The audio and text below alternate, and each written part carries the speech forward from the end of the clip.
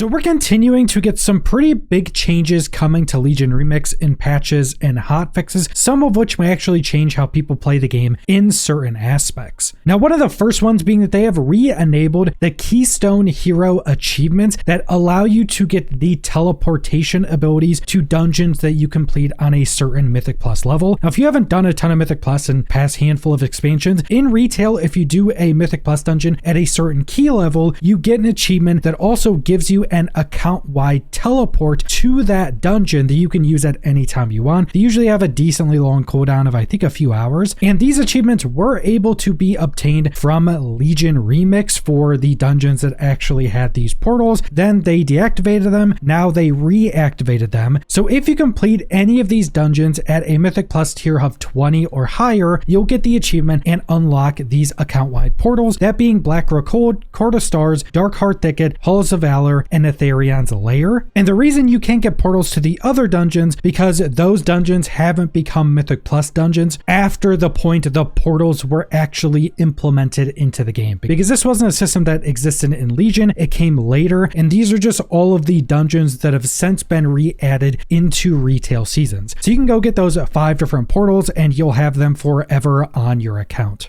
Now, another big change they've made is they've added a massive chunk of experience that you'll get for your first normal or heroic dungeon you complete through the dungeon finder per day for that character. And this is something everybody's probably used to, especially when you go to retail, because just completing a random queue dungeon, you pretty much always get that really big chunk of experience at the end. And they've added that to Remix just for your first one per day. And this experience chunk is absolutely massive because it does obviously work off your experience bonuses. And also keep in mind that the bonus to experience is less on the normal dungeon you do and more on the heroic one, but they're still both really big chunks of experience. And doing this on a mid-level 70 character, doing my first heroic dungeon of the day, for the entirety of the dungeon, including the experience you get at the end, I was able to get more than one full level of experience, and I only have 150% bonus to experience. Keep in mind the cap for bonus experience is 400%.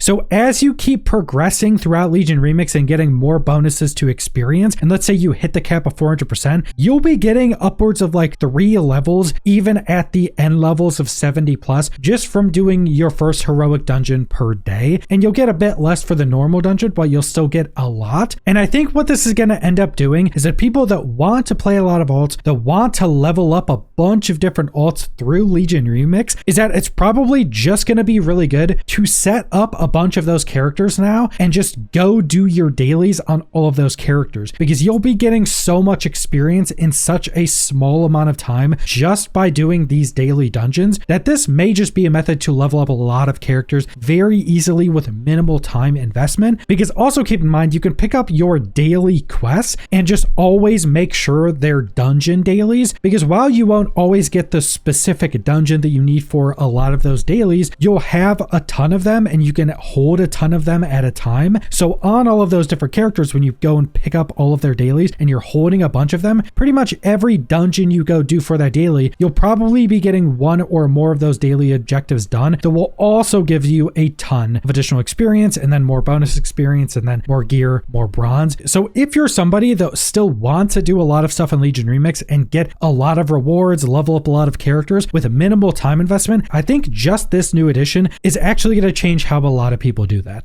And we've also gotten some pretty massive buffs to both damage and healing specializations, and this is just the first round of this. So first off, damage and healer specializations now gain a plus 20% damage and healing from all artifact traits. So anything in your artifact weapon as a damage dealer or healer specialization is just now massively buffed in terms of how much damage or healing it does. And there's a developer note that these are the first round of changes aimed at increasing the value of damage and healing specializations in Legion Remix, particularly in group scenarios. Additional changes will be available with Phase 2 Rise of the Nightfallen next week. So this upcoming Tuesday, when we get Phase 2, there will also be additional changes. Now, I think what they're probably going to do with these additional changes is make damage dealers and healers just more tanky. Maybe they'll give them more health scaling, or maybe they'll give them like more versatility scaling or something through the artifact weapon, because while this is going to go a long way in just making healers and damage dealers just do a lot lot more output in their specific specialization, it doesn't make them survive more easily. Now, it kind of does with more healing, but a big issue with running non-tanks right now is that if you're doing super high Mythic Plus or even Mythic Raids, non-tanks just get hit really hard, especially when it comes to high Mythic Plus. So even if you gave them like massive damage boosts or something, they still would just be able to die very quickly in those high Mythic Plus. So I think that's probably what they're going to do. They're going to give them some additional survivability, probably through the scaling of the artifact weapon. And then there's a bunch of other specific buffs to different parts of the artifact weapon. So Call of the Legion, this is through the Fell Tree, where after your summoned Dreadlord goes away, you get the buff where you crit things, you stack up a buff, and then you'll summon other summons. They have some buffs and nerfs to these, so the Infernal Flare's melee damage is reduced, the Infernal Flare's Infernal Leap damage is increased, and the Infernal Soul Steal's damage is increased. Now, I don't think this is really going to do much either way. These things can do some decent single target damage over time. In general, these aren't going to be super crazy either way. We have Naron's Ever Disc. This is the, I think, Arcane Tree, where you throw the disc and you can keep catching it to bounce it even more. Catching the disc now increases damage of subsequent throws by 50% per catch, was 30. I would keep an eye out for this. This may be incredibly strong now, because previously, if you could actually catch every disc and have a fight that lasts long enough to where the disc actually can keep being thrown to do the damage, the disc was actually really good even compared to the Fell Tree. So this may actually just be a really good ability now. Then Light's Vengeance, the damage was increased by 50%, the healing increased by 20%. This may be good as well, because Light's Vengeance, which is the big holy beam you drop down on enemies, was actually pretty decent for pure damage. Just, I think more specifically, it wasn't burst and didn't do as much damage as the Fell Tree, so this may actually be usable as well. Then Vindicator's Judgment, the damage was increased by 50%, the healing was increased by 20%. I'm pretty sure this is the ability that just does damage in AoE and heals in AoE. That'll probably be much better now, maybe much better for like single target or specifically AoE. This may mean this is something you want to put on your jewelry pieces more. And then High Mountain Fortitude, the percentage of damage converted into Fortitude has been increased to 10% in rank 1 was 5 and 15% in rank 3 was 11%, with each additional rank above 4 providing an additional 3%. This is a thing that just gives you shielding. I think it's based off your max health, but this just gives you essentially a bunch of shielding. I'm not sure if this is actually going to be usable. Maybe it's super high Mythic Plus. People will start to run this just to constantly give themselves a bunch of shield. That'll probably scale pretty well as we get much more infinite power. So those are the recent changes we've gotten for Legion Remix, and they've been doing some pretty big changes pretty consistently to this event. Even though they've been kind of really basic hotfixes, they've still pretty heavily changed up how people have played the mode. And I do think with that bonus XP for your first dungeon run of the day for the 2 difficulties is actually going to change up how people who want to make a bunch of different alts are going to play the mode. And I'll probably end up making a video on how to do this in the most efficient way possible, because I think for the amount of time invested, setting up a ton of different characters to specifically do this is going to just be incredibly strong for bronze and for leveling up all of those characters. Just doing those dailies, which will take almost no time at all. But that's all I want to go over. So thanks for watching.